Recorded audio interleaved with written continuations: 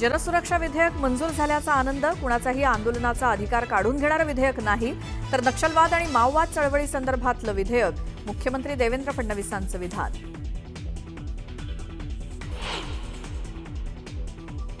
एकनाथ शिंदेंच्या दिल्ली दौऱ्यावरनं तर्कवितर्कांना उधाण. दिल्ली दौऱ्यात ठाकरे बंधूंची संभाव्य युती आणि पालिका निवडणुकीच्या पार्श्वभूमीवर शिंदेंची वरिष्ठ नेत्यांशी चर्चा झाल्याची सूत्रांची माहिती. विधानसभेत सुधीर मुनगंटीवार आणि मुख्यमंत्र्यांची तुफान फटकेबाजी. आमच्या मानसपटलावर सुधीर भाऊंची जागा फार वरची असं म्हणत मुनगंटीवारांना फडणवीसांचा मिश्किल टोला.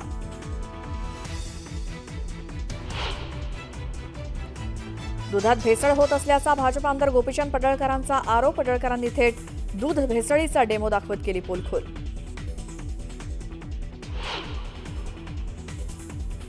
मुंबईत पश्चिम द्रुतगती महामार्गावर गोरेगावमध्ये अपघात. बेस्ट बसची ट्रकला मागून जोरदार धडक. अपघातात बसमधील 5 ते 6 प्रवासी गंभीर जखमी.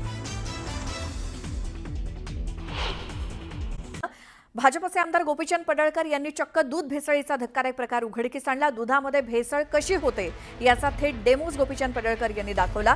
कशा प्रकारे ही दूध भेसळ होते हे प्रात्यक्षिकासह पडळकरांनी दाखवून दिलं. दरम्यान भेसळयुक्त दुधाचा कायदा कडक करण्यासाठी गोपीचंद पडळकर हे आता मुख्यमंत्री देवेंद्र फडणवीसांची भेट घेणार आहेत.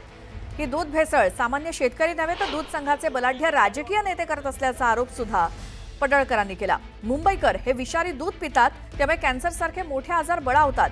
त्यामुळे या संदर्भात आक्रमक होत पडळकरांनी दूध भेसळीचा भांडाफोड केला. भाजप आमदार गोपीचंद पडळकर यांनी आज विधिमंडळामध्ये दूध भेसळ नेमकी कशा प्रकारे होते या संदर्भातलं प्रात्यक्षिक करून दाखवलं. हा सर्वांच्या आरोग्याशी निगडीत विषय आहे. सर्वात महत्त्वाची बाब म्हणजे तुम्ही आम्ही मुंबईकर जे दूध पितो ते दूध पित असताना ते विषारित्र दूध नाही ना, ते आपल्याला त्यांनी प्रात्यक्षिक करून दाखवलं. काय सांगाल, तुम्ही जे दुधाची भेसळ दाखवली, नेमकी ही दुधाची भेसळ प्रक्रिया काय आहे? शेतकऱ्यांचं म्हणणं काय, आमच्या दुधाला दर मिळाला पाहिजे, आमच्या दुधाला दर मिळत नाही. सरकार 5 रुपयाचं अनुदान दिलं मध्ये दुधाचे दर पडले म्हणून. मग आम्ही ह्याच्या जेव्हा खोलात गेलो तेव्हा अशी बाब लक्षात आली की जेव्हा शेतकरी दूध निर्मिती करतो, 1 लिटर झालं तर त्याचं 2 लिटर 3 लिटर हे मोठे संघवाले करतात. म्हणजे त्याच्या परत आम्ही सगळा अभ्यास केला तर त्याचे एक केमिकल मिळतं. ते केमिकल जर 100 मिली दुधामध्ये 10-20 मिली ते केमिकल टाकलं, दूध पावडर टाकली आणि ते सगळं मिक्सरमध्ये मिक्स करून त्याचं एक मिश्रण तयार केलं तर त्याचं 4 लिटर 5 लिटर 7 लिटर दूध तयार होतं आहे. म्हणजे आता तुम्ही सांगा, 1 रुपयाचं ते 10 रुपये करतात, 5 रुपये करतात, 7 रुपये करतात. मग आता खालच्या दुधाला दर कसा मिळेल? दुसरी पद्धत आहे, त्यात तेल टाकायचं, युरिया टाकायचा, सोडा टाकायचा, हायड्रोजन पेरॉक्साईड टाकायचं, चुना टाकायचा. अरे किती तुम्ही ते करू. म्हणजे हे जे भेसळ करणारी लोक आहेत हे अत्यंत राक्षसी प्रवृत्तीची लोक आहेत. आणि शेतकरी हे करत नाही. शेतकरी डायरेक्ट डेअरीला दूध घालतो आणि तिथून जेव्हा पुढे गेलं तर ह्याच्या हे प्रक्रिया सुरू होतात. जे दुधाची भेसळ होत असताना दुधामध्ये जी गुणवत्ता असते भेसळ होत नाही, काय होत नाही. त्याचं ते बरोबर त्याचं रेशो ठरलेलं आहे. SNF किती पावडर टाकल्यानंतर वाढतो, किती केमिकल टाकायचं, फॅट कशी वाढते, त्याचं पूर्ण असा एकदम त्याचं मिश्रण कसं तयार करायचं ह्याचा फॉर्म्युला ठरलेला आहे. आणि त्या फॉर्म्युल्यानं दूध तयार केलं तर त्याचा SNF पण बरोबर लागतो. गाईचं दूध म्हशीचं दूध करतात. गाईला दर आहे 30 रुपये, म्हशीलाही 60 रुपये. जरा इकडं तिकडं पावडर टाकली, थोडं केमिकल टाकलं ती म्हैस झाली, 30चं 60 झालं. काय तुमचं हे तुम्हाला जे आता केमिकल पावडर मिळाले हे नेमक्या कुठल्या भागातले मिळाले? इस्लामपूरच्या त्या परिसरामध्ये हे मोठं रॅकेट आहे. मोठे पुढारी त्या भागात राहतात आणि तिथून मला वाटतं ह्याची खरी सुरुवात झालेली आहे. या गोष्टी तुम्ही मुख्यमंत्री महोदयांना मी आणि सदाभाऊ आता सभागृहामध्ये त्यांचा विषय काही सुरू आहेत शेतकऱ्यांचे. तो विषय झाल्यानंतर आम्ही माननीय मुख्यमंत्री महोदयांना भेटणार आहे आणि मुख्यमंत्री महोदयांच्या निदर्शनास ही बाब आणून देणार आहे. आणि भेसळीच्या संदर्भातला अत्यंत कडक कायदा, अरे बाहेरच्या देशाला जर फासावरच लटकवलं असतं अशा लोकांना, अशा पद्धतीचा कडक कायदा झाला पाहिजे ना. आज लहान लहान बाळांना कॅन्सर होतोय, कशामुळे होतोय? असल्यामुळेच होतोय ना. मुख्यमंत्री देवेंद्र फडणवीस आता नेमकी या संदर्भात काय कारवाई करतात याकडे सर्वांचं लक्ष लागलेलं आहे. व्हिडिओ सचिन सह मी तुषार रुपनवर, न्यूज 18 लोकमत, विधान भवन, मुंबई. आणि एका बाजूला शेतकऱ्यालाही लुटायचा, ग्राहकालाही लुटायचा आणि आमच्या आरोग्याशी खेळायचं, असं या दूध माफियांचं या राज्यामध्ये चाललेलं आहे. आणि म्हणून अशा दूध माफियांना कडक शिक्षा झाली पाहिजे. अजामीनपात्र खऱ्या अर्थानं यांना जन्मठेपर्यंत शिक्षा झाली पाहिजे. कारण तरच दुधाळ जनावरं वाचतील, गावगाड्यातला शेतकरी वाचेल आणि आमच्या लहान लेकरा बाळांचं आरोग्य धोक्यात येणार नाही. या दुधाच्या माध्यमातून जर लोकांना विष पाजण्याचा प्रयत्न होत असेल तर हे सहन करण्याचं कारणच नाही. या संदर्भात मी स्वतः जो आपला फूड अँड ड्रग्स विभाग आहे, जो आरोग्य विभाग आहे, अशा सगळ्या संबंधित विभागाची एक बैठक घेणार आहे आणि एक धडक कारवाई या संदर्भातली आम्ही करणार आहोत. मुख्यमंत्री देवेंद्र फडणवीस यांनी गुरुवारी विधानसभेमध्ये महाराष्ट्र विशेष जनसुरक्षा विधेयक मांडलं. यावरती चर्चा झाल्यानंतर आवाजी मतदानाच्या आधारे हे विधेयक मंजूर करण्यात आलं. दरम्यान जनसुरक्षा विधेयक मंजूर झाल्याचा आनंद झाला असून या विधेयकावरच्या शंका दूर केल्या असं मुख्यमंत्र्यांनी स्पष्ट केलं.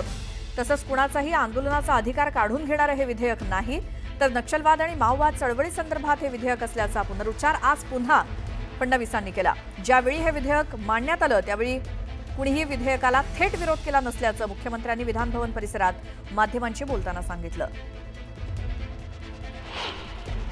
की हे बिल कुठल्याही लोकतांत्रिक प्रक्रियेच्या विरुद्ध नाही, कोणाचाही आंदोलनाचा अधिकार हे काढून घेत नाही, कोणत्याही लोकशाही मानणाऱ्या आणि भारताचं संविधान मानणाऱ्या संस्थेवर किंवा संघटनेवर कुठलाही घाला घालणारं हे बिल नाही, तर केवळ आणि केवळ नक्षलवादी आणि माओवादी चळवळीशी संबंधित ज्या फ्रंटल ऑर्गनायझेशन्स आहेत त्या ऑर्गनायझेशन्सला बॅन करण्याकरता हे बिल तयार करण्यात आलेलं आहे.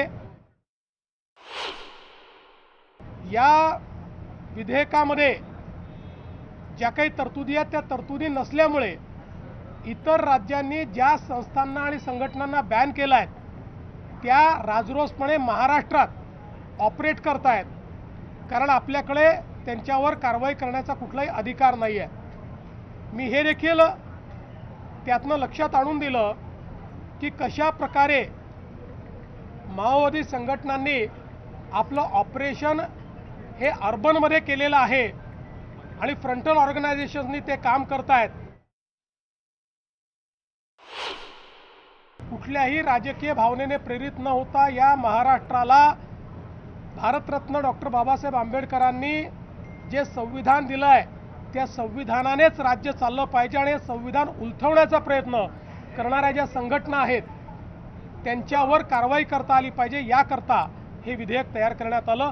मला आनंद आहे की जवळजवळ सगळ्यांनी काही सजेशन्स केले असतील पण कोणीही थेट विरोध या बिलाला केलेला नाही.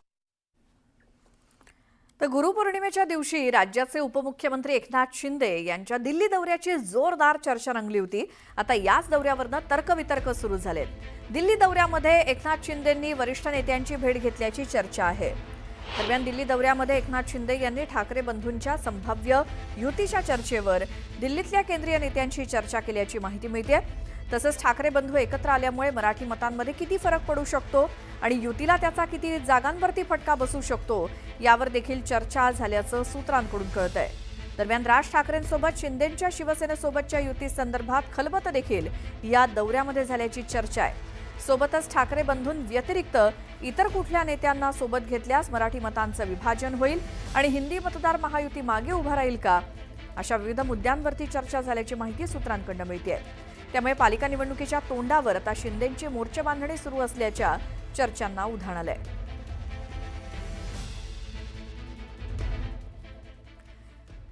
पुढची बातमी आहे पावसाळी अधिवेशनादरम्यान गुरुवारी म्हणजेच काल जनसुरक्षा विधेयकावरती चर्चा सुरू असताना दुसरीकडे चर्चा रंगली ती सुधीर मुनगंटीवार आणि मुख्यमंत्री देवेंद्र फडणवीसांच्या शाब्दिक फटकेबाजीची. सुधीर मुनगंटीवार भर सभागृहात मुख्यमंत्री देवेंद्र फडणवीस यांना उद्देशून असं काही बोलून गेले की सभागृहात चांगलाच हास्यकल्लोळ बघायला मिळाला. बघूयात नेमकं काय घडलं काल.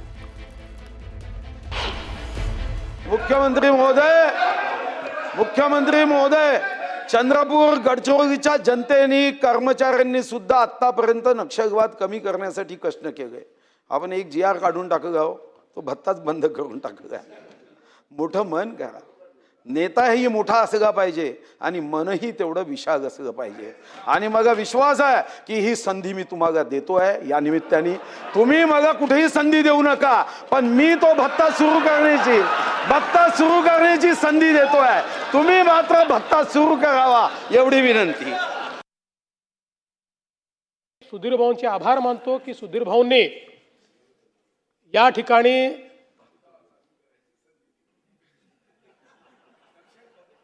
नाही, ते मी सुधीर भाऊंचं ऐकणार नाही, म्हणजे भत्ता वगैरे चालू करण्याचं ऐकणार नाही असं मी म्हणत नाही. पण ते जे म्हणतात की मला काहीच बनवू नका पण भत्ता द्या, मला काहीच देऊ नका पण भत्ता द्या,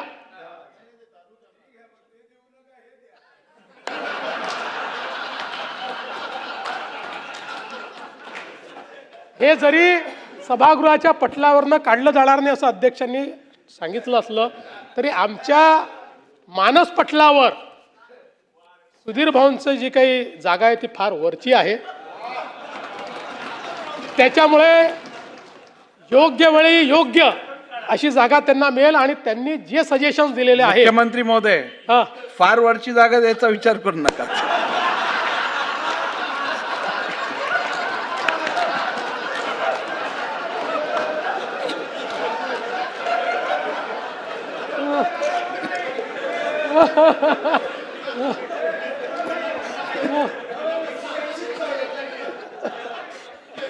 अध्यक्षांच्या जागेला कुठलाही धोका नाही.